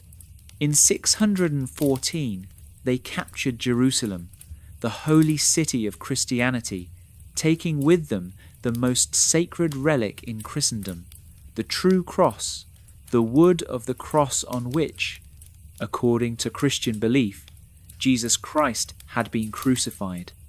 This was an act of profound symbolic as well as military significance. The Persian cavalry rode through the streets of the holy city. The church of the Holy Sepulchre was burned. The Patriarch of Jerusalem, Zacharias, was taken captive to Persia along with the true cross. In 619, the Sassanid armies occupied Egypt, the first time Persian armies had controlled Egypt since the Achaemenid period, nearly 900 years earlier. The Nile Valley, with its immense agricultural wealth, was now under Sassanid control. By around 620, the Sassanid Empire controlled more territory than it had at any point in its history. Syria, Palestina, Egypt, parts of Anatolia, all had been taken from Byzantium. The empire stretched from Central Asia to the Nile. But the Byzantine Empire was not dead. The Emperor Heraclius, who had replaced the incompetent Phocas in 610, proved to be one of the most remarkable military commanders in Byzantine history. Faced with catastrophic territorial losses, a depleted treasury, and an empire that seemed on the verge of dissolution, Heraclius organized a counter-offensive of extraordinary boldness. He left Constantinople defended by its great triple walls and by the Byzantine navy, which controlled the sea. He took the war to Persia itself, striking deep into the Sassanid heartland through the Caucasus and Armenia, avoiding the expected approach through Syria. He won a series of battles on Sassanid territory. He destroyed Zoroastrian fire temples. He threatened cities in the heart of the Persian world. This was psychological warfare as well as military warfare. The Sassanid Empire had not been invaded at its core since the time of Alexander. The spectacle of Byzantine armies on Iranian soil was profoundly disorienting. Khosrow II responded with massive counterattacks, but none achieved the decisive result needed. Heraclius's armies were mobile and skilled at avoiding annihilation while continuing to inflict damage. The war dragged on. Both empires were bleeding. The human cost was devastating populations across Syria, Palestina, Egypt, Mesopotamia, and the Caucasus had been subjected to more than 2 decades of warfare, with all the attendant destruction, displacement, famine, and disease that military conflict brings. In 627, at the Battle of Nineveh, near the ruins of the ancient Assyrian capital in what is now northern Iraq, Heraclius defeated a major Sassanid army. The road to Ctesiphon seemed open. The crisis triggered a palace coup. In early 628, a group of Sassanid nobles, including Khosrow's son Kavad, arrested Khosrow and put him in prison. He died a few days later, murdered. He had reigned for 38 years and brought the empire to its greatest extent. He had also brought it to the edge of ruin. His son, Kavad II, agreed to peace with Heraclius on terms that essentially reversed all the conquests of the previous 25 years. All the territory taken from Byzantium was returned. The true cross was returned to Jerusalem in 630. Heraclius entered the holy city in triumph. But Kavad II died within months of taking the throne, probably of plague. And then the Sassanid Empire descended into a period of extraordinary chaos. In the decade between 628 and 632, the Sassanid Empire had no fewer than 12 rulers. 12. In 10 years, nobles rose and fell. Pretenders were put forward and killed. Royal women briefly took the throne. The empire that had been the dominant power in the Near East for 4 centuries was tearing itself apart. This is what historians sometimes call Byzantine exhaustion and Sassanid collapse. Both great empires, after their almost suicidal 25-year war, were spent. They had burned through their resources, their manpower, their administrative capacity, and their political legitimacy. The populations of the Near East, the ordinary farmers and craftsmen and merchants who had borne the burden of taxation and military conscription and physical destruction, were exhausted. The great noble families of Persia had sacrificed their sons in battle and their wealth in taxation. The Zoroastrian clergy had watched their fire temples burned by Byzantine raiders. The Christian communities of Syria and Egypt had watched their cities change hands multiple times. Everyone was tired. Into this exhaustion came something neither empire had anticipated. From the Arabian Peninsula, from the deserts and trading towns of Hijaz and Najd, a new force was moving north. The armies of early Islam. The Prophet Muhammad had died in 632. His immediate successor, Abu Bakr, had begun the process of military expansion almost immediately, first to consolidate control over the Arabian Peninsula itself, then to push outward. By 633, Arab armies were raiding the southern fringes of the Sassanid Empire in Mesopotamia. What followed is one of the most dramatic military campaigns in history. The Arab forces were not, at first, enormous. They were relatively small, highly mobile, motivated by religious conviction and the promise of plunder, and they used tactics of mobile raiding and rapid advance that neither the Byzantine nor the Sassanid army was well equipped to deal with. The heavy cavalry of the Sassanids and the professional infantry of the Byzantines were formidable against armies that fought in similar ways, but the Arab armies did not fight in the same way. The Sassanid Empire threw forces against the Arab raiders. There were early engagements, some of which the Persians won. But the empire was in political chaos, with throne following throne in rapid succession, and there was no consistent strategic direction. In 632, a young man named Yazdegerd III became the last Sassanid king. He was probably a teenager or very young man, and he faced a situation of desperate complexity. He tried to organize resistance. He gathered armies. He moved between cities, trying to rally support. But the tide was running against him. In 636 of the Common Era, the decisive confrontation came at a place in the Syrian desert or the northern Arabian borderlands called Al-Qadisiyah. The Battle of Al-Qadisiyah, the exact location of the battlefield, remains uncertain somewhere in the flatlands of southwestern Iraq near the Euphrates River, in an area that today lies roughly between Najaf and Karbala. The battle lasted, according to Arabic sources, for 3 or 4 days, an unusually prolonged engagement that suggests the ferocity of the fighting and the determination on both sides.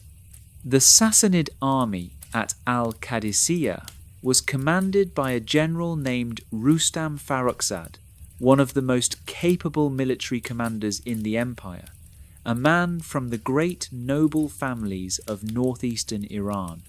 He had assembled a significant force, including war elephants, those great armoured beasts that had terrified enemies since the armies of ancient India and that the Sassanids had long used as shock troops.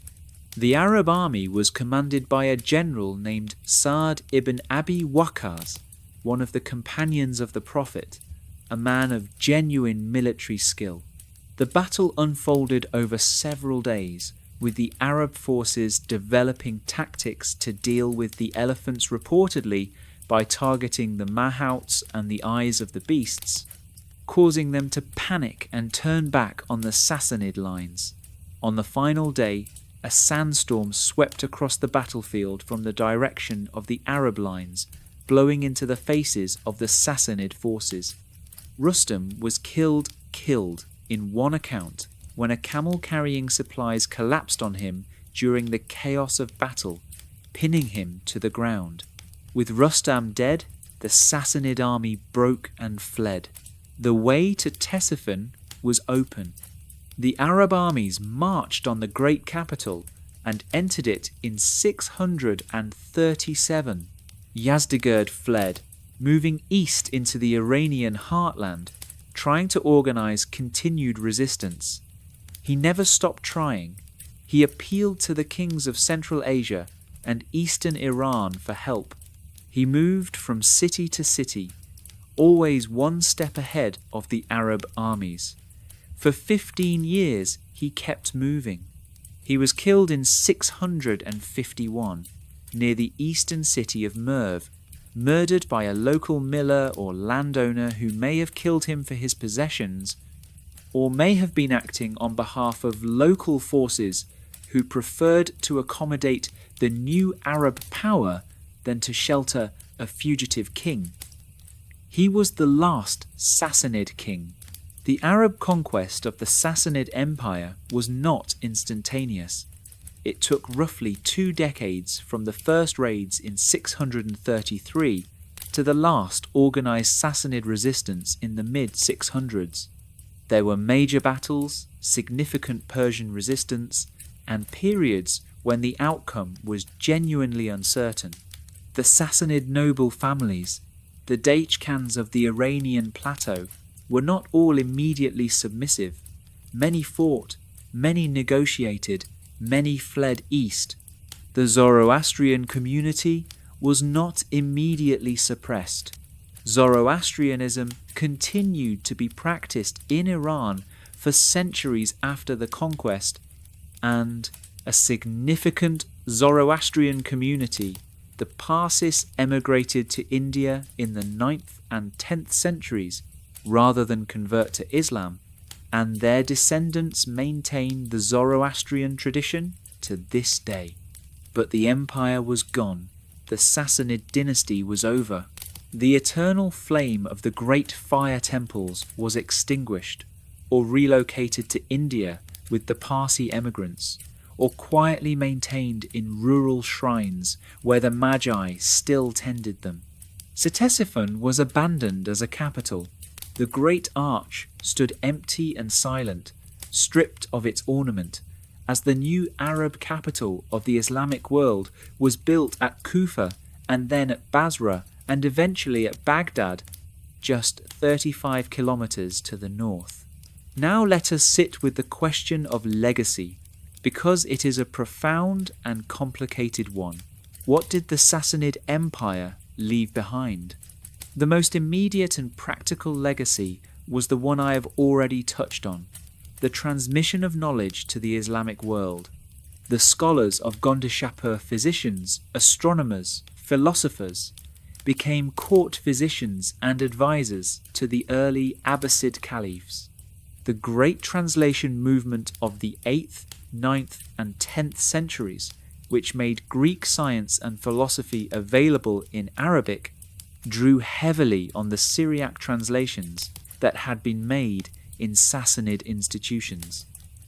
The administrative traditions of the Sassanid Empire, its bureaucratic structures, its record-keeping, its postal systems, its taxation methods were absorbed by the new Arab administration and became the foundation of the Abbasid Caliphate's remarkably sophisticated government. The cultural legacy was equally profound. Persian language, Persian literature, Persian architecture, Persian music, Persian cuisine, Persian courtly etiquette, all of these survived the Arab conquest and eventually transformed the culture of the Islamic world. By the 9th and 10th centuries, the Abbasid Caliphate was culturally as much Persian as it was Arab. New Persian, the literary language that developed from Middle Persian after the Arab conquest, became one of the great literary languages of the medieval world, producing works of poetry and prose of transcendent beauty. The Shahnameh, the Book of Kings, composed by Ferdowsi around the year 1000, is perhaps the most powerful single expression of the Persian cultural legacy. This great epic, which tells the history of Iran from mythological beginnings through the Sassanid period, was written as a conscious act of cultural preservation. Ferdowsi spent 30 years composing it. He said, at its conclusion, that he had built with his verses a palace that wind and rain could not destroy. The Shahnameh preserved the memory of the Sassanid kings Ardashir, Shapur, Khosrow in the cultural memory of the Persian-speaking world, and made them heroes and exemplars for centuries of subsequent generations.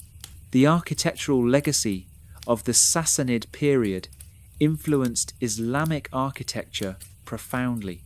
The Iwan, that distinctive arched hall open on one end, became a fundamental element of mosque architecture across the Islamic world.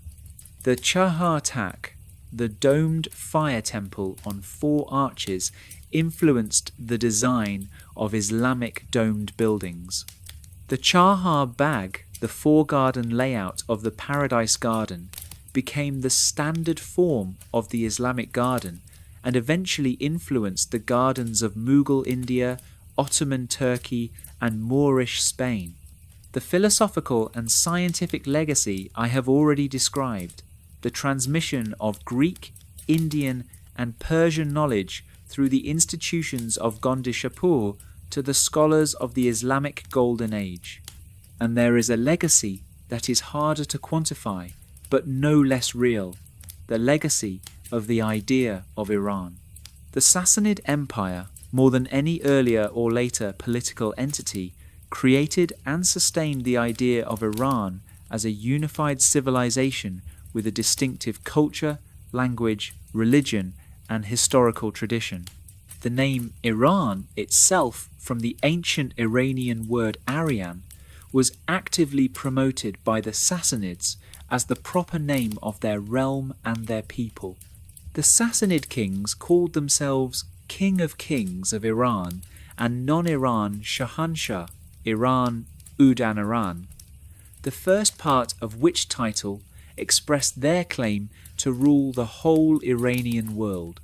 This idea of Iran, of a distinctive Persian civilization with ancient roots and a glorious history, survived the Arab conquest, survived the subsequent waves of Turkic and Mongol invaders, survived centuries of foreign domination, and remains the basis of Iranian national identity today.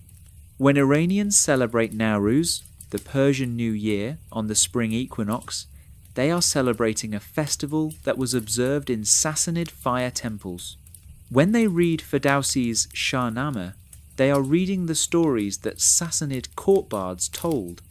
When they build gardens in the Chahar Bagh style, they are following a tradition that goes back to the royal parks of Ctesiphon and Shapur.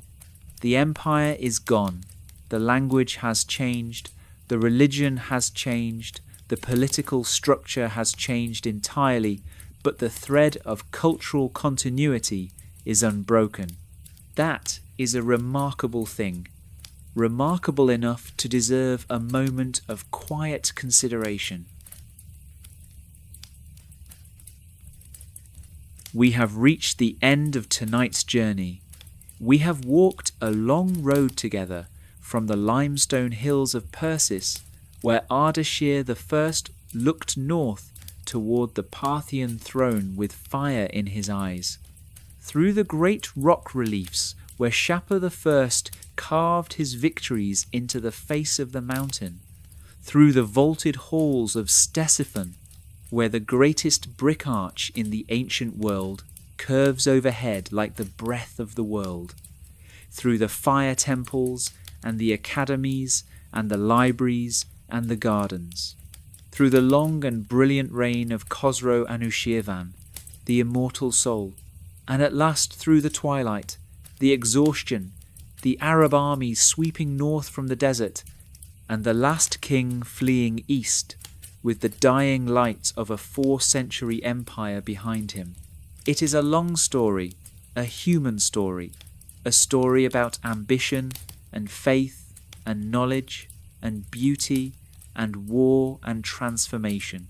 It is also, in its way, a very gentle story, because history at this distance has a softness to it. The ferocity fades, the blood dries. What remains is the arch, still standing against the Iraqi sky, the Shahnameh, still read in Persian households, the word paradise still in our mouths. The Sassanid Empire lives in all of that. I hope tonight's episode has given you something to carry with you into sleep. Not a burden, something lighter than that. The image, perhaps, of a sacred fire burning in a stone tower on a dark hilltop. The sound, perhaps, of water running through a garden of roses and almond trees. The feeling, perhaps, of a great civilization doing its best to understand the world and pass that understanding on. This has been Sleepless History. I am so grateful you spent this time with me. Sleep well, dream gently, and remember, paradise is just an old Persian word for a garden.